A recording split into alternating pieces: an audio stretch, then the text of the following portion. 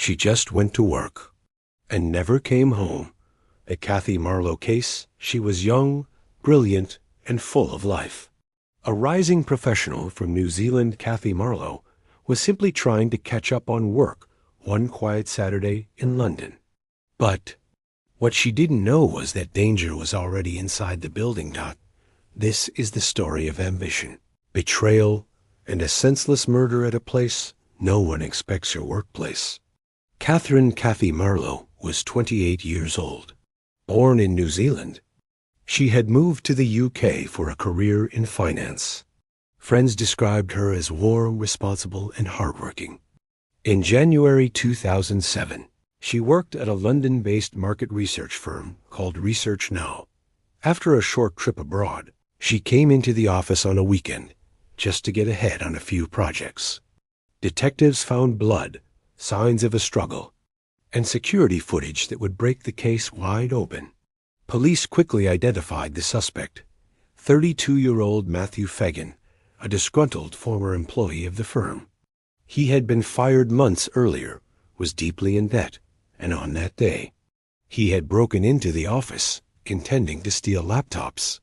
When Cathy walked in and caught him red-handed, Fagan panicked. Instead of running, he attacked. He tried to cover his tracks, but Cathy had fought back. DNA was recovered from under her nails, and surveillance footage showed Fagan leaving the building. Fagan initially claimed he was nowhere near the scene of the crime, the offices of Research Now in London, at the time of the murder. He said he was at home and tried to establish an alibi by traveling back to the U.S. shortly after the murder. He believed that by being out of the country, suspicion would not fall on him. However, his alibi collapsed under investigation due to CCTV footage. Surveillance footage captured someone matching his description entering the building around the time of the murder. DNA evidence. Forensic teams found Marlow's blood on his clothing and in his bag. Computer log evidence. Fagan used his old security pass to gain access to the building. Phone and travel records. These contradicted his timeline and location claims. Ultimately, his attempt to use travel as an alibi backfired and became part of the evidence against him. In September 2008, he was found guilty of murder and sentenced to life in prison with a minimum term of 26 years. Cathy's father, Bernie Marlow, called the killer a monster who destroyed a whole family.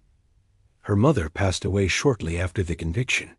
This tragedy reminds us that even ordinary places, like an office, can become the backdrop of an unimaginable loss. Cathy Marlow was remembered as kind, intelligent, and full of promise. Her senseless murder shocked two nations and proved once again that even the most carefully crafted alibis can't stand up to the truth.